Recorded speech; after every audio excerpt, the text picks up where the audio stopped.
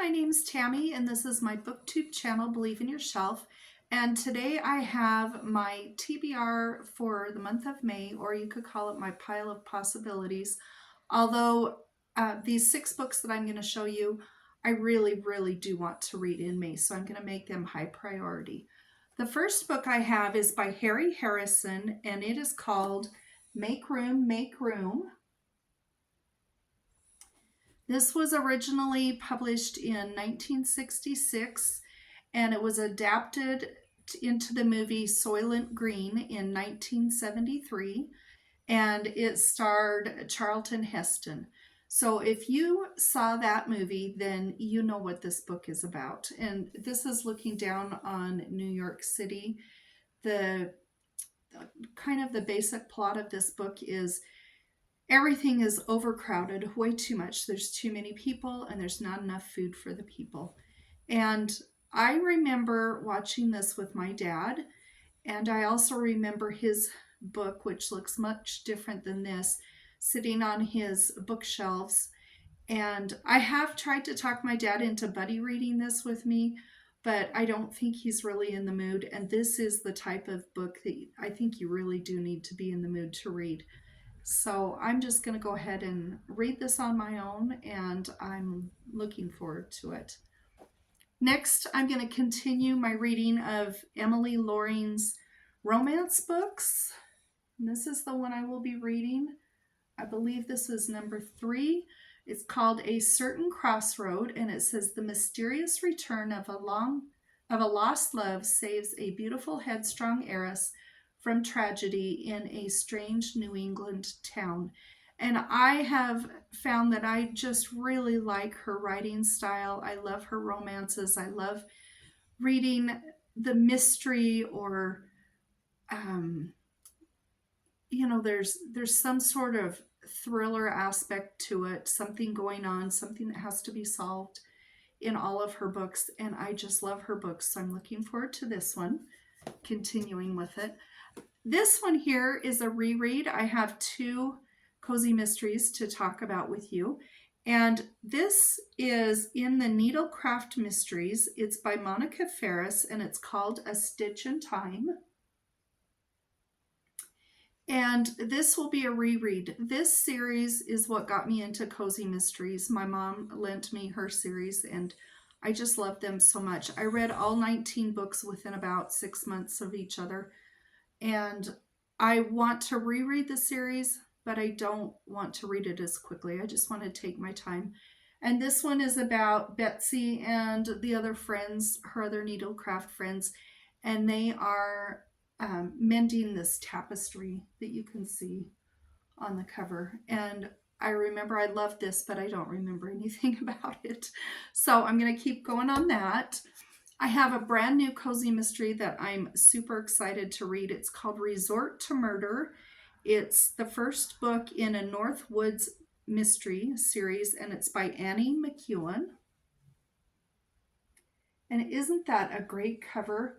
I want to go stay in this cabin so badly. I think it looks so cozy with the fireplace and the dogs. And in this one, we are following Emmy. She has had her life turned upside down in Chicago. So she decides she's going to go back home to Wisconsin to her family's resort. She wants to be with her family and her best friend and to start her life again. And when she gets there, of course, there's a murder that happens, and she is determined to solve that mystery. And I really look forward to this. I've heard nothing but good about this book so far. And it was just released. I believe this is her very first book that she's written. All right, 2 more books here. I would like to read Mudlark by Lara Maiklem, In Search of London's Past Along the River Thames. This is a nonfiction, and it's about her name, Lara Maiklem. She loves to mudlark, and that's going along in the River Thames, up along the muddy banks. People go there all the time to mudlark and dig around in there, and they find little treasures that have been there sometimes centuries. And it says on here, Maiklem unearths a myriad of artifacts and their stories, from Roman hairpins and perfectly preserved Tudor shoes to the clay pipes once smoked in the riverside taverns. And this has a lot of um, photos of things that she has found. There's several pages of just different things that she's found. And I'm fascinated by mudlarking. I did read another book. It was a novel about a woman who goes mudlarking. And when I heard about this one, I had to get it because I want to know her story and what she's found, and her adventures in mudlarking. And the last book that I have here is a reread as well. It's Every Living Thing by James Herriot.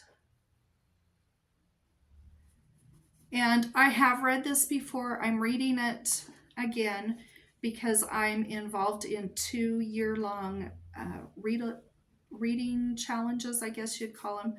And one of them needs to have the word every in the title, and the other one has to do with animals. And this works for both books, or both prompts. So I'm going to go ahead and do this. And I'm sure you've heard of James Herriot, but he was a rural veterinarian in Yorkshire, and he took care of a lot of animals. And he also took care of some of the owners too, in his own way. He was a very kind man. And each chapter is its own little story in his books, but they do build on each other. And I love this book so much, so I'm looking forward to a reread of it. I don't think it'll take very long to read. It is pretty long. Let's see, it's almost 350 pages, so I guess it's not as long as I was thinking. But I am happy to be reading this. I think this will be a fun book to read going into spring and summer also. So those are the 6 books that I would like to read in May. I can't believe May is almost here. But if you've read any of these, let me know. If you did watch Soylent Green back in the 70s, let me know that. I'd be curious. So anyway, that's all for this time. I'll talk to you later. Bye-bye.